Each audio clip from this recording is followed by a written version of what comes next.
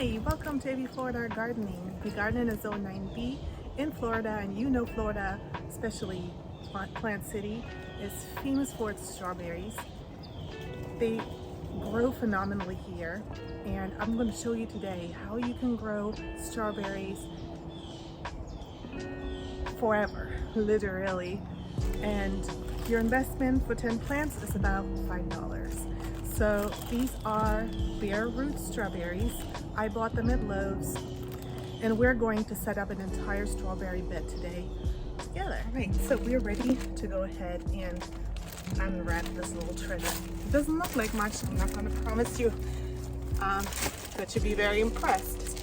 I got these at Lowe's. It's 10 plants in a little bag. Now, just to compare, they did have containers with already grown strawberries. They were already flowering. Some of them already had berries on them. However, that little container was over $20. So this is definitely the method that will be the most budget friendly. Now, I do get asked whether or not these will have strawberries the first year. I honestly would not promise you that. They're going to take some energy to get established. However, they are perennials, and if you do this right in the first year, you will be very happy, at least in the second one. So this is it. Tiny little bundle. They have a little rubber band around it, so carefully remove that. And then we just need to gently separate them. Like I said, it doesn't look like very much. See right here? This is what it looks like. So I already prepared a bowl of water, and you can use any container for this.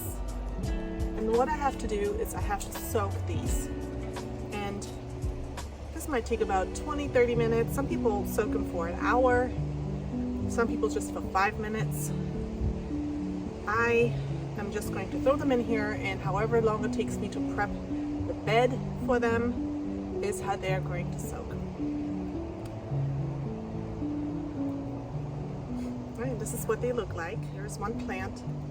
You have the root system right here, and it's a pretty nice root system. And then you have this little stem right here. Professionals call this the crown. And then the leaves will come out. Here's one. See? That already has a little leaf coming out.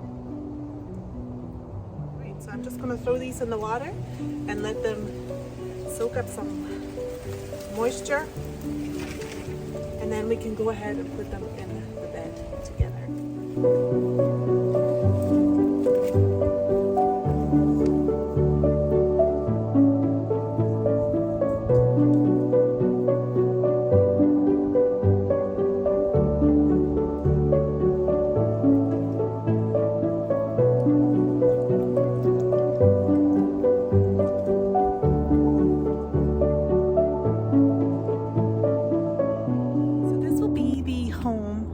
These strawberries. This is the only cedar bed I still have left.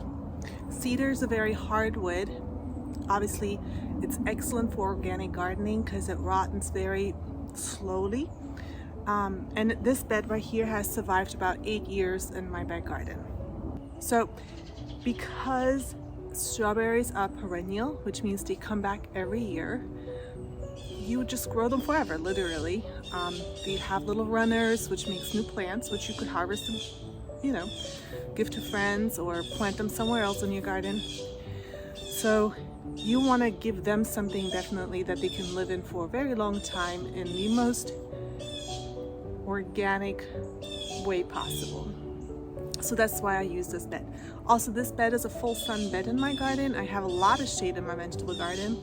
This one gets full sun, and that's what strawberries need. So this right here tells us how to position it full sun, the plant depth 8 to 10 inches, spacing 12 to 24, I always say about a foot, the planting depth, cold hardiness up to -20, and harvest early summer. Well, if you can see that, it's the dark zone. We plant these February through March, and then if you go further north, you plant them a little bit later in the season.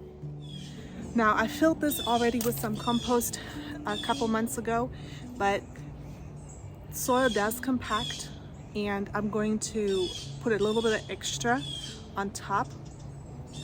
Bare root strawberries like a very loose soil so that they can get established very nicely and, you know, grow strong. I've shown you this before. This is Jungle Grow.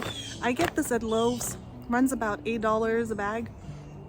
I find it absorbs moisture really well, so that's what I'm going with, because our soil here is very sandy and drains water very quickly, and I'd like to give the plants something that they can hold on to, that holds on to water for, you know, faster, especially for longer, especially because this is a full sun bed, so it dries out very quickly.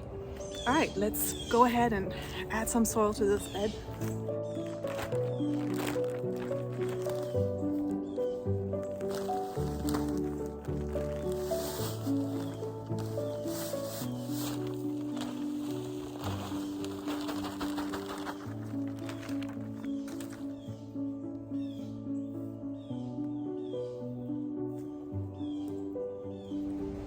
All right, next up, I'm gonna add a layer of straw. Well, I think they're called strawberries for a reason, right? So let's give them some straw, but that's not gonna be the final step. So a layer of straw. Next, I make little plant holes. In those plant holes, I add a little bit more soil, and that's where the strawberry will go. So if you want to go without the step, you can totally do that and just plant them right into this medium right here.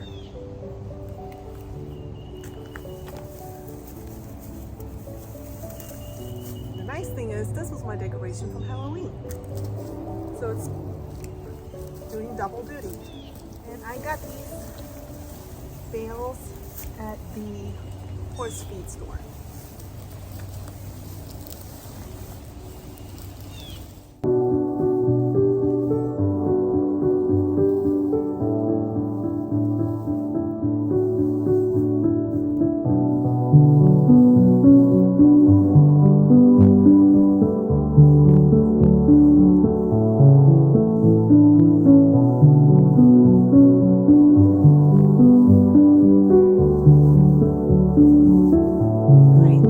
Straws down, and now I'm going to make little plant holes, and you want to keep them about a foot apart, because even though they look small right now, they don't stay small. Just like with any other plant, right? Don't cramp them together if you want them to, you know, grow into its full maturity. So real quick, fairly easy. I just fill the plant hole right here. That's all it takes, just a small hole about a foot apart, and I will add a little bit of soil on top. I wanted to show you this. This is something that I use pretty much in every transplant situation. It's the Biotone Starter Fertilizer. Now there is a Berrytone, which is specifically for berries, but I don't really grow that many berries, so this is all purpose. I'm going to use that, put a little bit, like the tip of my shovel, into every of these plant holes that I created. And next, I'm adding some extra soil into the plant holes.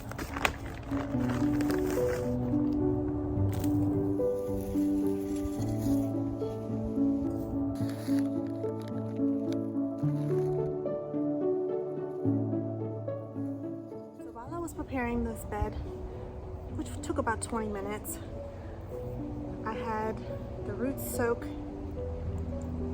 They're starting to look good. And let's take a quick look again. So here you have the roots.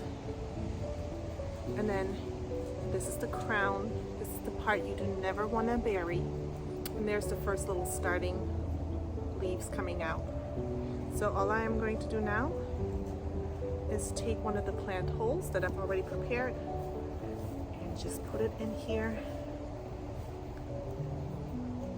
Get your soil level. You can hold your plant like this so that you have the right height so you can protect the crown, and then backfill with the soil.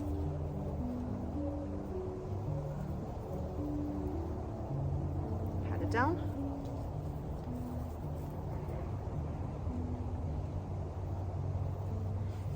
And that's all there is to it. I'm going to go ahead and repeat this, and in about maybe 2 weeks, we'll see the first beautiful leaves come up.